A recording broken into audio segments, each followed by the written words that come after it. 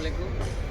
আমি এখন দাঁড়িয়ে আছি শ্রীপুরের ঐতিহাসিক শীতলক্ষ্যা নদীর প্রাণকেন্দ্রে।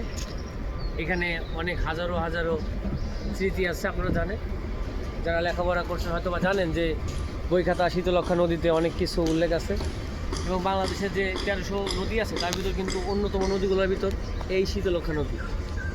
আমরা সবাই জানি শীতলক্ষ্যা নদী আজ প্রায় মরার মতো অবস্থা। তারপরেও যতটুকু আছে এগুলো যদি আমরা ধরে রাখতে পারি অবশ্যই ফিউচারে অনেকটা কাজে দেবে। আপনারা চাইলে আসতে পারেন সেই শীতলক্ষ্যা নদীতে, এবং এখানে অনেক মনোরম সুন্দর পরিবেশ আছে।